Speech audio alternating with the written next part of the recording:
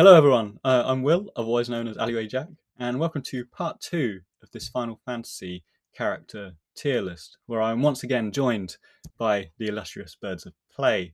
Hello, guys. Hey. Hi. So today, we're going to go through the remaining characters that we had from the first episode. For those that haven't watched it, you may want to go back and explore the episode where we went to the Gold Saucer and had a little go on Kate Stiff's Wheel of Fun to decide what characters we were talking about.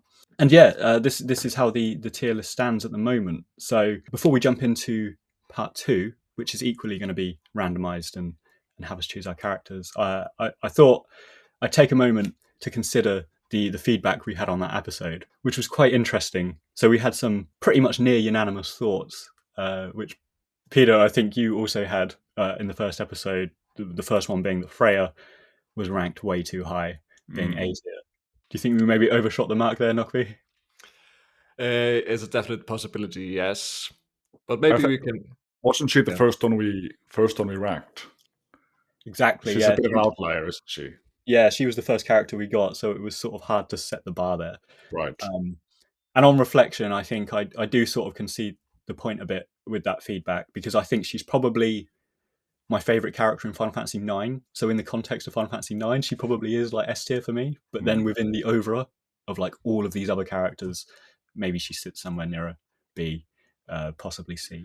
But that's the beauty of tier lists. You get these outrageous rankings. That is, it is the beauty of tier lists. And then I think the other bits that came through were Zack, and to a lesser extent Clive being ranked A. A lot of people felt strongly that the Zack was S tier. And I sort of agree with that, but I think we made our case during that episode. And not really, you made like really good points about, we're not sure where his arc is at with Rebirth. So yeah, and we left with a little bit of a bad taste in our mouths after Rebirth. Not that he was bad, but he wasn't just utilized very well, I think. Yeah, exactly. Great. Okay, so today we're going to do something a little bit different. We are not, in fact, returning to the Gold Saucer to finish up our tier list, but we are transferring our skills to the world of Final Fantasy VIII, where we are going to be choosing our characters based on Triple Triad. Amazing. So we've got two and a little bit rows of characters here.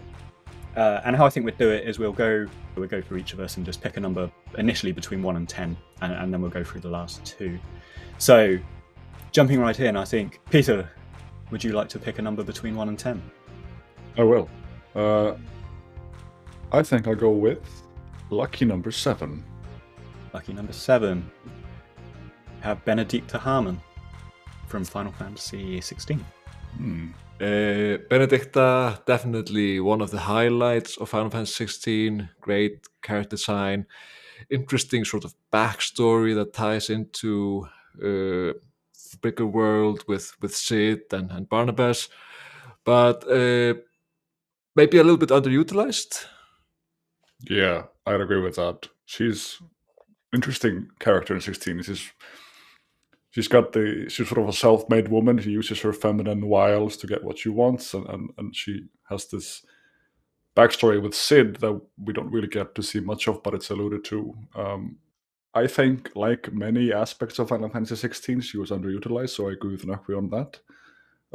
If you take a look at the tier list and sort of compare her to the characters we have there, I don't think she reaches the heights of A. I really quite like her and her sort of passion.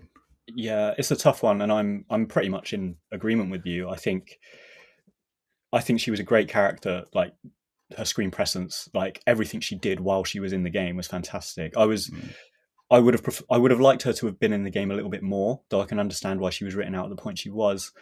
And then to your point, which was the main thing, there was a hint of tragic backstory about Benedikta, like she was the way she was for a reason. She wasn't just arbitrarily evil, and yet we just didn't get to see enough of it. It wasn't fulfilled fully.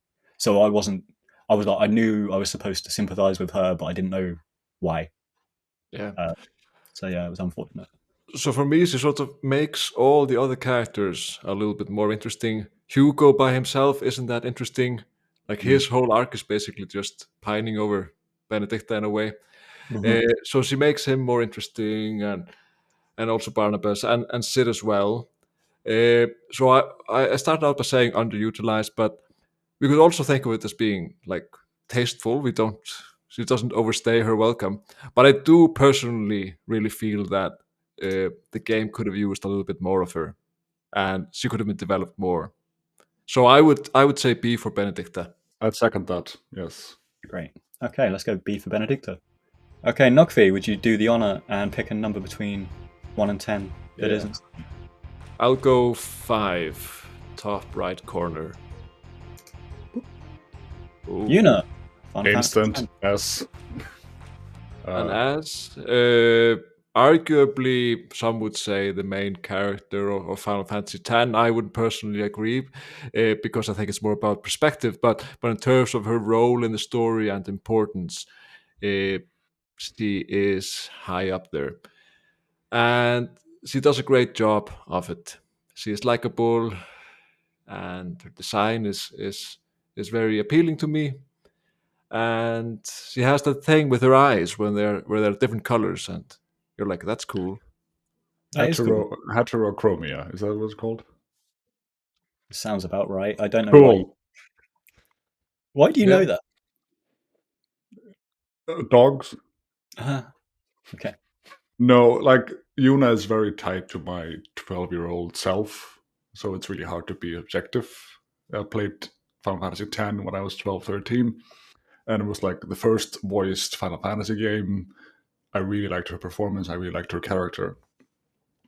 Then, of course, we can discuss Final Fantasy X-2, where she does a bit of a 180, or maybe not. Maybe she just sort of grows into her own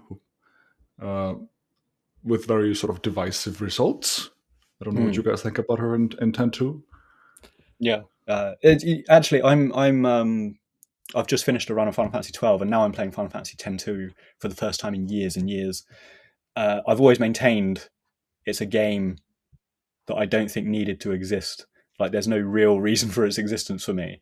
But that being said, I don't hate it to the extent other people do. Yeah, so it's interesting how her character does completely change there. Like, the whole J-pop star angle was strange. But in a way, I like how she sort of came into her own and she achieved this new, renewed confidence. So, for example, I've just played through a scene where she meets Lulu at Besaid, and the dynamic with Lulu's completely changed, because where Lulu used to have this literal guardian, maternal sort of role, now Yuna's speaking to her more as an equal and stuff. So that was really cool. And we do see that come to fruition in Final Fantasy X proper, which I thought was amazing. Because at the beginning she's a bit flimsy and goes around being nice to everyone, and those sorts of like stock characters from Japanese anime and stuff, like, I don't tend to warm to them particularly much. And that's why I like Yuna so much, because she has a very overt change out of that over the course of the game after she meets Tidus. So yeah, long-winded way of saying I think she's S tier. Sorry, Nokvi, do you have any? No, final- so when I was thinking about her at the start, I was basically limiting myself to Final Fantasy X. I do appreciate her sort of developments in Final Fantasy X too as well, when she's sort of free to be herself and not to just exist for the people. And I would even go as far as to say that I don't dislike how she's depicted in the novel. The Final Fantasy, the very divisive, not very divisive, the almost universally hated Final Fantasy X novel that almost nobody has read. I didn't know that was a thing. Yeah, like I don't think there's even an official English translation. People are just hating on it because they've heard some sort of summary about it.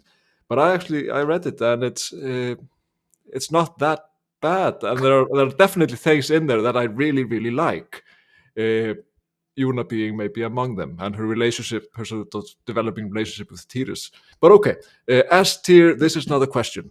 Yuna. No, this is a long way of saying S tier. Yes. Excellent. Okay. Right. So now it's my turn, and I'm going to go number 1, which is Ardyn from Final Fantasy 15. S tier.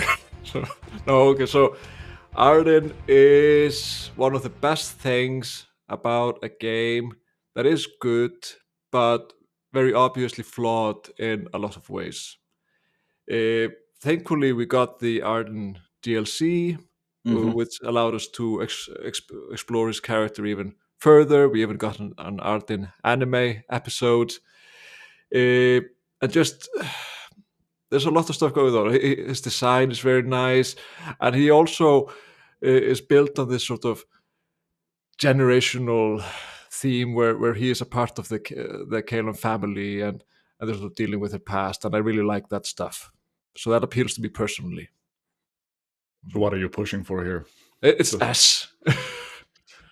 Hmm.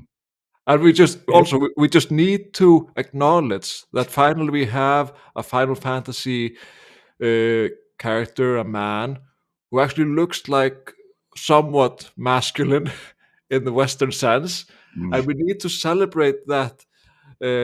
Not necessarily in the sense that everyone should look like that, but there needs to be a space within the Final Fantasy community where this is accepted, and we must be advocates for that. Are you one of those male? No. Okay, this might be taken the wrong way. I was No, I think it's a great point. And actually, if you place Noctis and Ardyn beside one another, you can actually very much see how they're designed not only by two different individuals, but people from different sides of the world. Because, of course, Roberto Ferrari, who did Ardyn, is Italian. And I think Ardyn does have a very distinct, unique look about him that is not... It doesn't jar with Noctis, but it's very different. I think Noctis looks very much like a Tetsuya Nomura design, whereas Ardyn's not. And so, yeah, whether that's masculinity, he certainly has a sort of modern chic about him. I do think his design was really cool and a huge part of his appeal. He sort of feels like a man out of time, and I think they really captured that, and we sort of find out later why that he actually is, and also he's sort of almost ginger adjacent, and I like ginger sort of representation in my games. So I'm obviously pushing for an S as well. Can I just add one thing, because I was complimenting his design. I really like his design, and it's not by Tetsuya Nomura, but I want to say that I really like Tetsuya Nomura's designs, and I would love for him to design the characters of Final Fantasy 17, because I always love his characters. Okay, S tier for me. S tier for me too.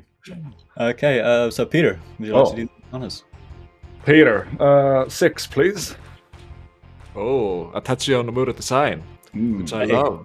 I defer to Nokwe on this. He's the Birds of Play authority on Final Fantasy 13 and all of its sequels and media properties. Take it away. Yeah. So, just like with Yuna, we of course have lightning appearing in a lot of different properties. We have books, and we have these 3 games. And I think that throughout these 3 games, she really, not really comes into her own. I think right from at the start, she's established as a good character. She's often very misunderstood, like Cloud from Final Fantasy VII, which I think we did last time. So, but with Cloud, maybe people like him because they accept that he is cool without sort of realizing that he is sort of vulnerable underneath. Maybe people are not as willing to, at face level, to accept that lighting is cool, and then they also don't really jive with her more vulnerable side, or maybe don't notice it. I think she is misunderstood, partly because of all the Final Fantasy 13 hate going around. But at the same time, I don't think she maybe reaches the same heights as Cloud, because, for example, Lightning Returns, even though I really like it, isn't just the same quality as the other games. So she might drop down to A for me. Rant over. Yeah, I've only played Final Fantasy 13 and some Lightning Returns, and she's always felt pretty flat to me. That's just sort of my impression, and sometimes in tier lists you just have to go by your gut, and she's never made a deep emotional scar in my psyche like some other Final Fantasy characters, so definitely not S in my books. I'd allow an A, but my personal opinion is a B, which is heresy to some, but I would. Well, Yeah. So Lightning for me, because we have Clive at A as well. Even though we all acknowledge that Clive is basically a great character that is done an injustice by a game that maybe could have been a little bit better, right? mm, Or that's at least how I remember it. So Lightning, much the same way, is a fantastic character that maybe wasn't didn't get the games he deserved. Even though I really love Final Fantasy 13 and its That's sequels.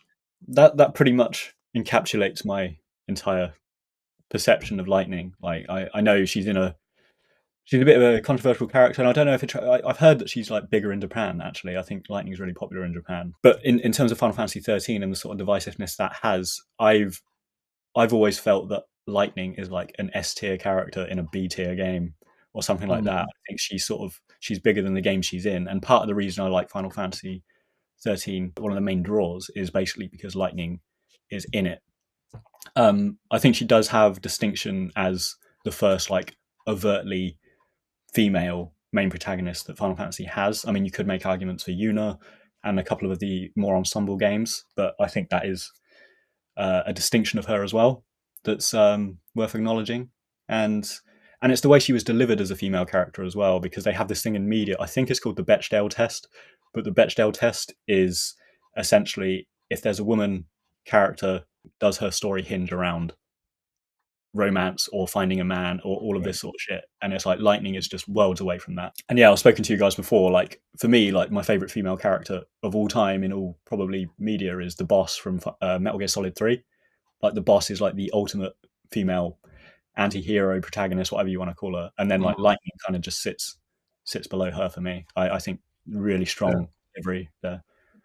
One thing that has sometimes differentiated Western gamers and East Asian gamers is how willing they are to play as female characters, and so it seems like in the West that they are not as willing to play as a girl, while they're more open to it in places like Japan. Not necessarily for the right reasons. Maybe they just want to see someone nice walking around on screen, but that might contribute to Lightning's popularity in Japan. Okay, so it seems we're hovering between A and B from what we've been saying. I would, I've been thoroughly converted, and I think A is a very fitting place for her based on the tier list we have made here. Okay, Nokri, were you saying Yeah, A? Great, excellent. Okie dokie. So civil. Yes, so let's do 9. Squall Ooh. Leonhardt. Personally, in terms of how how much I like him and how much I can sort of sympathize with him, I would place him in the same bracket as Cloud, S tier. But maybe Cloud has gotten a little bit more attention, a little bit more love. So we have gotten to see him at his best, like with the remake and stuff like that. So I don't like in terms of iconicness, he has never reached the same heights as Cloud. But at the same time, for me personally, I think he's a great character that has depth that is often misunderstood. And I really like his design, and the gunblade is, of course, quite iconic. So maybe I'm pushing for S tier now that I think about it, just since I was an advocate for Ardyn. I should fight for Squall. S tier. Yeah, I'm not the biggest Final Fantasy VIII player when compared to you two. It's one of the classic titles I've probably played the least. That being said, like I really like Squall's sort of journey as a character. It's quite the arc that he has, and just sort of going by my gut and thinking back to that amazing intro cutscene as a child, and how much that affected my career trajectory. I would be hard pressed not to put him in S as a both an iconic design and a character. Yeah.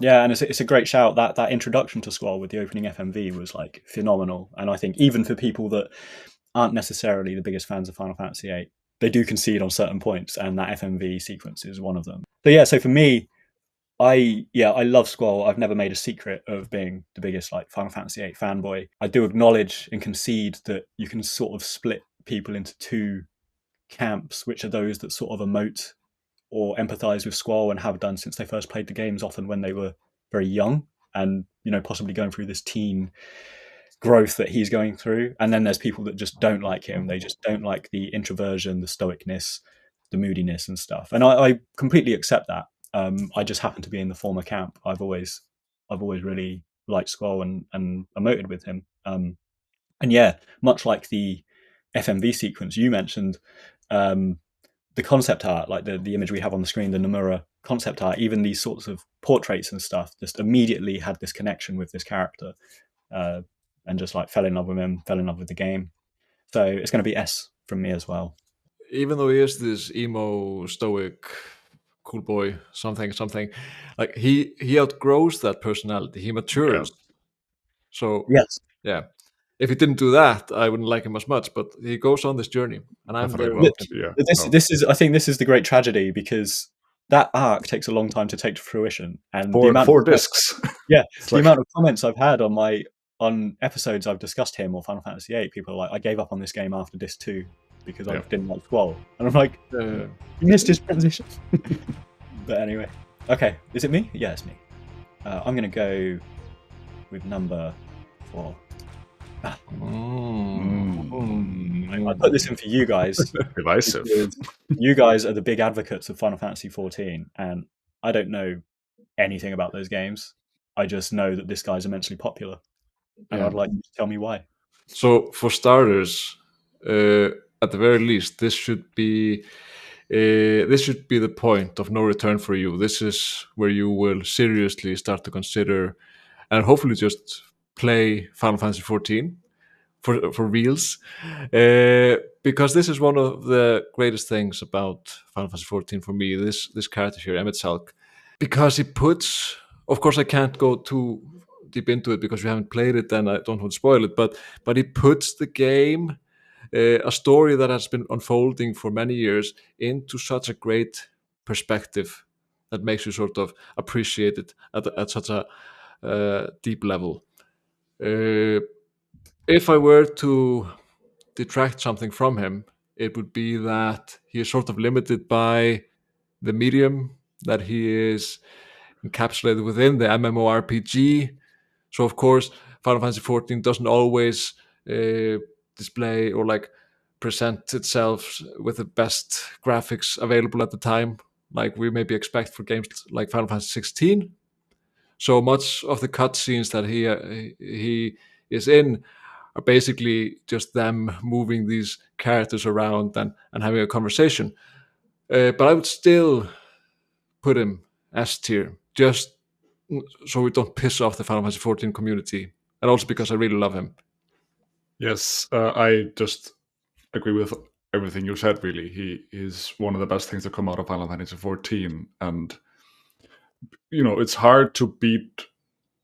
The story's been going on for 10 years plus. It's a decade of storytelling at this point, and he puts it in such an interesting context.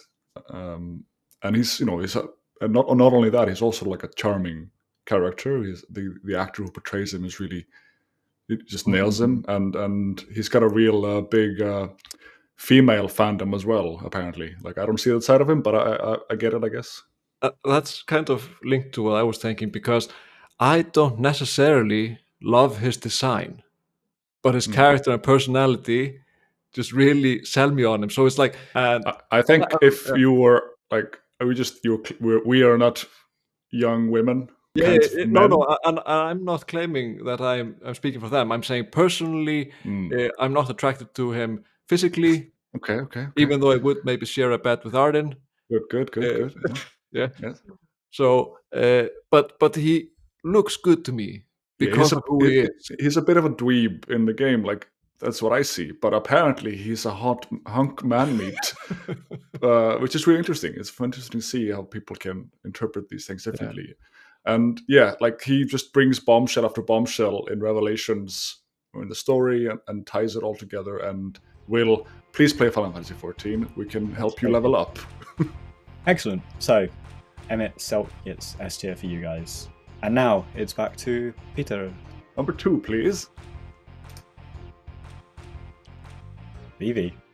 Yes. You just made a video on this that I haven't watched, but everybody should go watch. So please pause the video. Why haven't you watched it? Peter, why haven't you watched it? I didn't know there was. I don't know. I don't know. So, but I'm curious. Is there anything you would like to say about Vivi at this point in time? Now that you have just made a video about him. Yeah, I think I'd sort of won myself over to Vivi, and then looking at the comments beneath and actually seeing how people qualify their own perceptions of Vivi or the memories they have of Vivi and stuff. I've really sort of it's renewed my love for this little guy. I think I can understand. I always found him heartbreaking, and actually now that I am a proud uncle, I have nephews. It reminds me of there's certain there's a purity and an innocence about children, and Vivi's arc is basically he is this pure innocent soul, a child that is thrust into the world that is not necessarily nice to him. Immediately after we meet him, he's been scammed into a fake ticket for a play. He meets Puck, who's quite dubious. And it reminds me like when I see little kids playing in parks and my nephew's trying to sort of emote and make friends with other little kids in the park, and sometimes they're nice and they'll make little friends, and then sometimes he gets rejection and it's heartbreaking, and it's like it reminds me of how I felt about Vivi even when I was a little kid. What you should try to do to make him more like Vivi is you should whisper in his ear and tell him that everyone dies and he will die soon. Because that's what Vivi has to deal with pretty early on in the game. Yeah. He's a child dealing.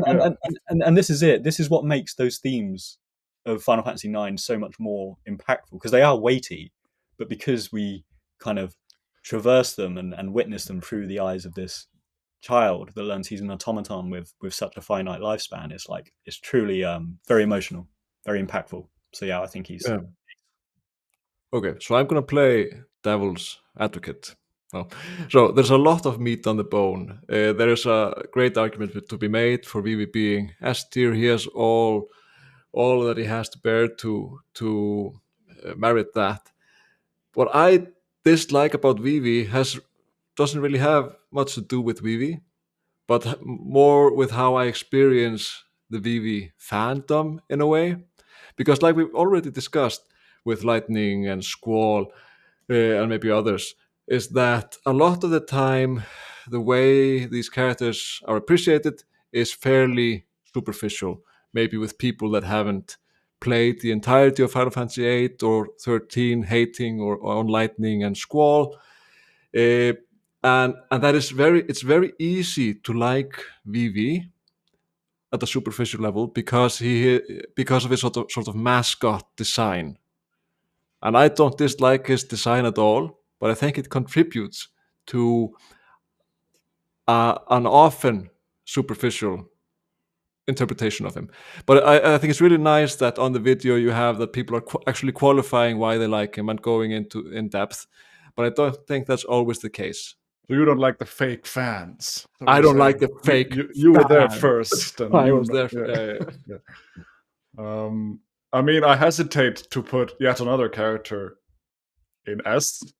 So I guess a real detraction from him would be that we never get to see his real face. Come on, that is not an answer. He's a Java ripoff. He's a Java ripoff. Yeah. No, but of course he is a fantastic character. He's tied to the heart of what Final Fantasy IX is, and Final Fantasy IX is at least on record my favorite Final Fantasy game. So he is S tier. I want to apologize to the fans that like Vivi and maybe don't think too much about it. You guys are all right. Okay, I was lost with who's next to choose. I think it's me, or Yeah. what? Yeah. There was you. There was you. Let's do 10, so we have the sort of Red Sea motif going on in the middle. Garnet. More Final Okay, Fantasy. we're staying with Final Fantasy 9. I personally really love Garnet, and a lot of people maybe feel like she is too much of a stereotype of a princess. But at the same time, that's part of what Final Fantasy 9 is, sort of building on classics. And so I think she's actually informed by those classics more than those classics actually detracting from her character. And she's also it's not just within Final Fantasy, it's also sort of from outside. So, for example, she is quite Ghibli-esque, and I also think that she does have an arc in the game, and I don't maybe personally sympathize with it all that much. I can't imagine going mute, for example.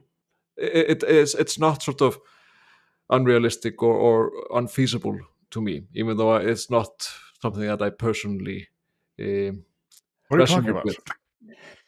What? What Am are you I- saying here? No, like no, I'm saying A. If you want to put a okay, label okay. on it.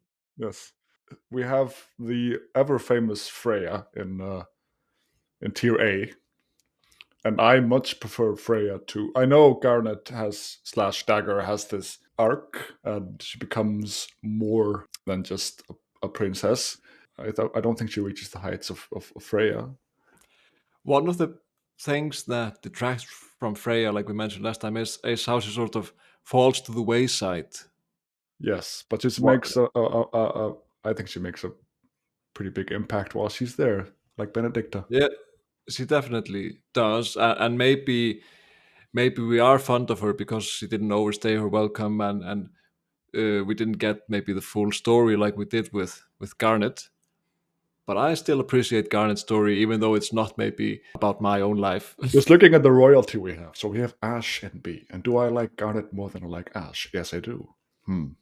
Okay, so are you guys feeling A? I always liked Garnet, but there are other like. Do I like her as much? I think about Final Fantasy IX as the ensemble it is. She's probably like sits in the middle of the pack of the main characters that I like. Like my favorite characters in the game are Freya and Beatrix, weirdly, because Beatrix doesn't feature much, but I think they are like really impactful, cool characters. Then it's like Vivi, Steiner. You know, there's a few characters that sit above Garnet for me. I was thinking B personally. So I guess it's up to Peter, but I want to say one thing that, like at the beginning of the game, when we have Vivi, Steiner, Sedan, and Garnet, I think that dynamic is fantastic, and she plays her part. I'm looking at the. I can go for A if you guys wanted A. No, we have Zack, we have Clive, we have Lightning, we have Arnoa and A. That Garnet is not a part of that group. I'm sorry. Like, I think we can all agree on that. That B. What? MJ Gallagher.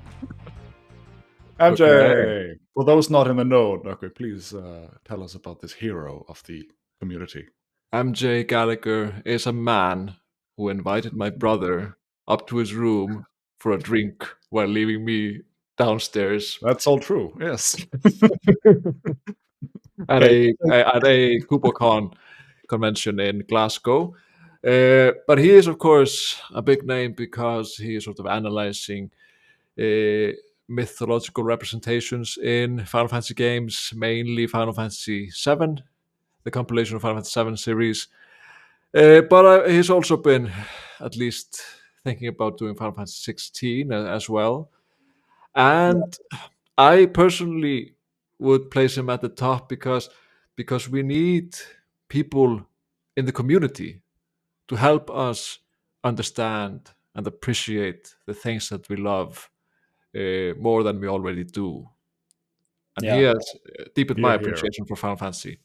Yeah, I think just for broader context, I think MJ Gallagher is an emergent pillar of the Final Fantasy community. There's a lot of people that are interested in Final Fantasy, a lot of people that discuss Final Fantasy, us included, of course. But I mean, he is taken to the written word and is a real lawsmith and actually like highlights some really like fascinating things. So I think his breakout book was Norse Myths that inspired Final Fantasy, right? Yeah. He also wrote some, I think, or like he novelized the Nibelheim incident, I think. Wow. And you interviewed him on your channel, didn't you, about the was it the Greek myths? Yes. Where are we going, guys? Are we going as? Of course. Of course. Yes. Can we place him in between Sephiroth and Cloud? Just Yeah, so he feels at home. I think there's Yeah. nowhere he'd rather In be. a man sandwich. Yeah. And As the a guy man who with the shared the hotel room with him, I know that he'd be very at home between those two men. Money can't buy this promotion, MJ. Uh, Lurid hotel room talk. Okay, so we're left with one more for the top rows. Kimahri, the sexy man's cat lion thing. The phallic lion, as I call him. Final Fantasy X, a great game with great characters. How high does he rank among those characters? I personally quite like Kimahri. I like what he contributes to the story. What are the Native Americans called? Like this? Furries. No, not. Well, of course, he is probably very loved by the furry community. Do you mean Noble Savage? Noble Savage, yeah. People removed from society, but yeah, but maybe they aren't as removed from society as I'm giving the credit for. But I quite like Kimahri. I think one of the bad parts about him is that some of the most interesting bits about him aren't actually in the game. Are they in a book somewhere? No, like just in the Ultimania, like his story with. That's a book. Yeah, it's a book. Like how he was the one who. We of course hear maybe a little bit about it in the game, how he took care of Yuna, right? Now you talk. Yes, I think everyone here probably likes Kimahri, but he is very stoic and sort of a lion man of very few words. I like the fact that we get to sort of actually mingle with the Ronso and sort of see their ways and how obsessed they are with their penis horns and how important it is to have one. I don't think he's more interesting than the characters we have in the B tier. I'm curious to hear what you say, Will, because I'm sort of pushing for a C, but like a very nice C. Yeah, I think. Yeah, I do like Kimahri. I think he's, although it's a sort of a reserved role, I think he is highly relevant to the story in the plot points he features in. So the key one that we only see sparingly is, of course, meeting Auron, the dying Auron, and then making the promise about Yuna. You know, the whole reason we begin at Besaid at the beginning of the game and meet her is that's Kimahri's involvement. So it's pretty cool that although he's this discrete character, he has contributed to events. I also like that he goes through this entire game basically probably knowing that Auron is dead, and he's just like keeping that stum. And having recently beat the game again, I completely forgot about this, and it's such a small moment, but I loved it. It's like, because him and Auron are like the bros, the jocks of the team, and as Auron walks off to sort of get sent finally and disappear, he just gives Kimahri this bump on the chest. I was like, such a bro move. And just more broadly than that, I think you're right. The arc, the micro arc with Baran and Yankee and the Horn phallic conflict and stuff, and I think that really just it just helps the world building. It gives us this impression about the Ronso and all of that. But turning to the tier list, I can't put him higher than C either, because you're basically asking if I prefer him to Fran, and I don't, because Fran is basically Kimahri but really sexy. So I can't bring myself to go higher than her. I would also say C, but if there was just maybe one sphere in the game, a sphere movie featuring Kimahri's and baby Yuna's trip to Besaid, where he was sort of the stoic guardian with his child, then it would be B. But let's go C. Also, another thing we haven't really discussed in the context of this stuff is the mechanics. He's his own tier. No, okay. It's the mechanics of the game. So Kimahri is also very divisive when it comes to playing him, because he's got this sort of skill where you have to like gather abilities from other fiends and stuff, and some people like just really don't like playing Kimahri. So even though we haven't really been factoring in play styles, it's something that's much talked about, and I think we should factor it in. I think that's a great point. because I didn't mind Lancet. I actually thought that was kind of cool, like finding out what villains you could draw techniques from. But it was more that actually within the sphere grid itself, Kimahri has no obvious, clearly defined path or role. He seems to like bleed into Waka or Orin, or do you know what I mean? He becomes this just mash of other characters, job class skill sets and stuff. So that always bothered me. But anyway, he's here. He's C. Great. Okay, so we're coming on to the final two. And I can't remember whose go it is, but we're going to go with Peter. Yes. You like to pick left or right? I am proudly left-handed and a bleeding heart liberal as well. So left it is. I am also both of those things. I did always I'm hear very right. Okay. He's not. Aranea. Aranea. What's below Broden? F? No. Wow.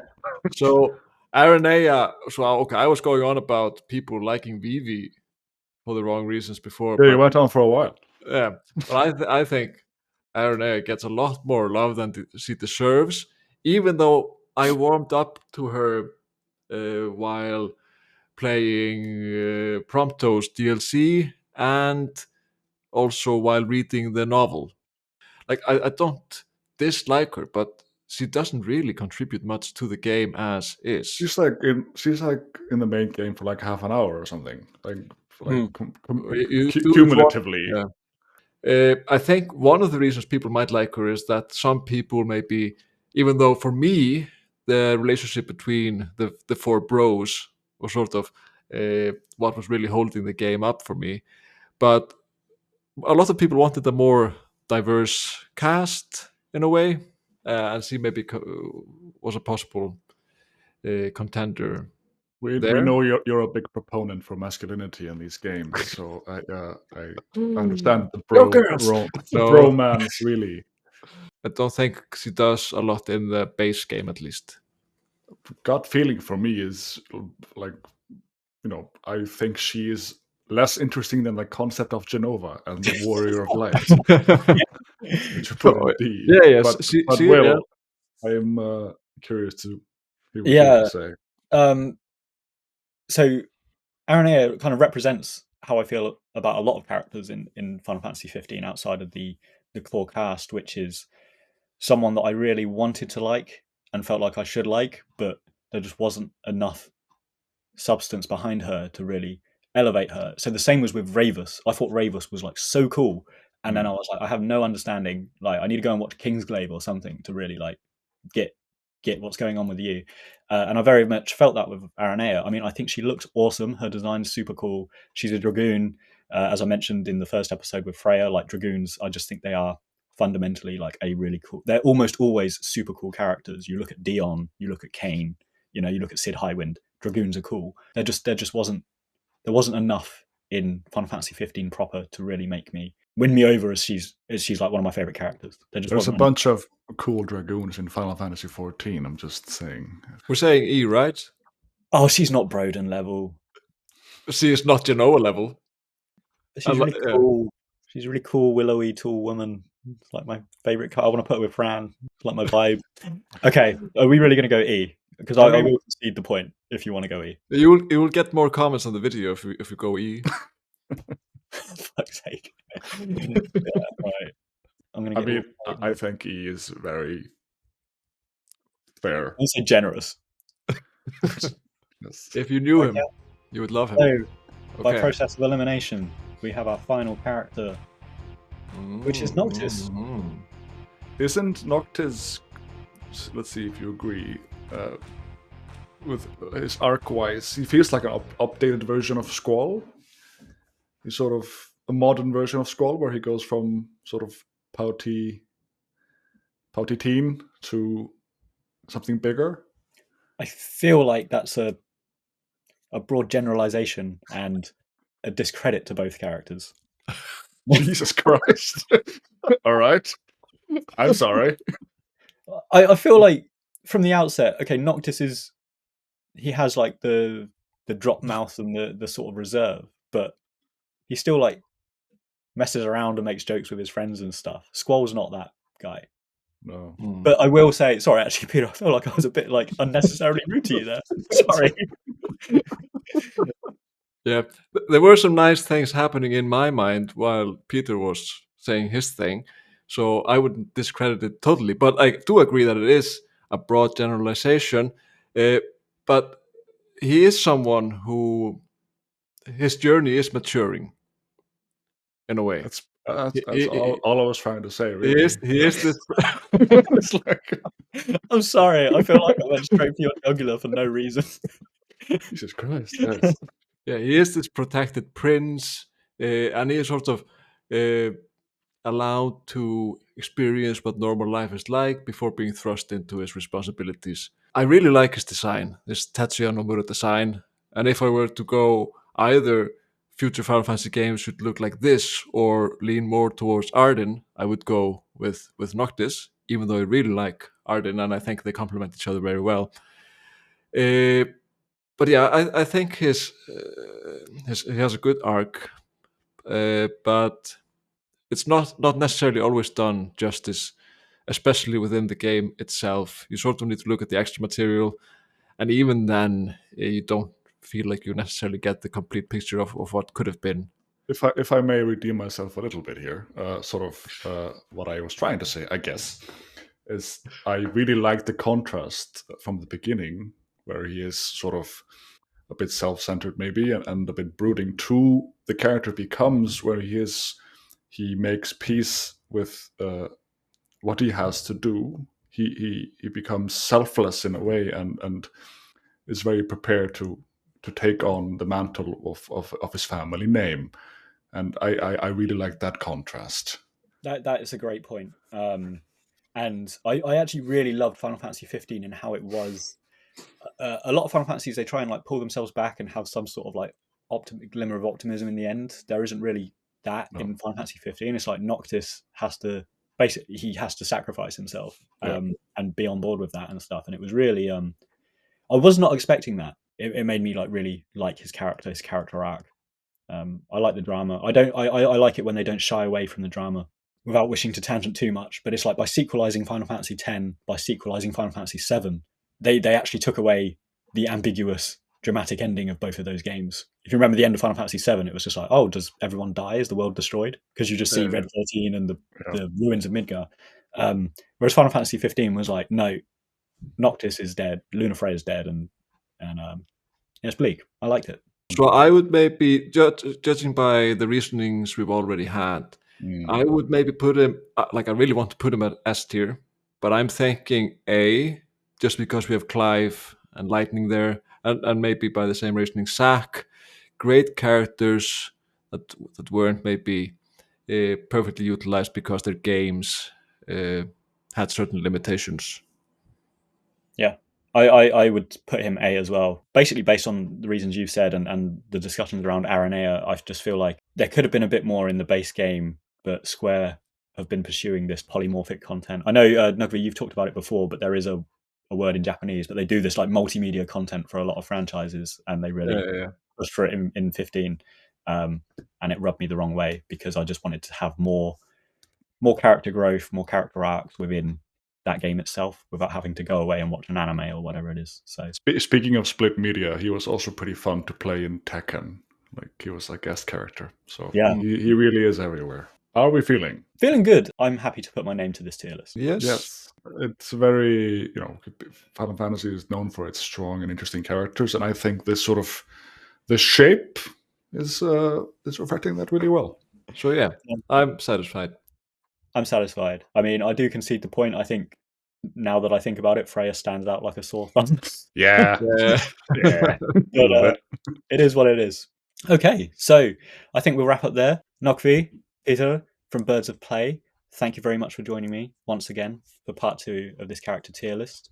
And for those of you guys watching, firstly, go and check out the Birds of Play because they are a fantastic channel. Plenty of Final Fantasy content, analysis and discussion for you to get into there. And secondly, let us know what you think about how we rank these characters. How would you kind of rank them differently? Or do you perhaps agree? So there we have it. Thank you very much. See you next time. Bye. Bye-bye.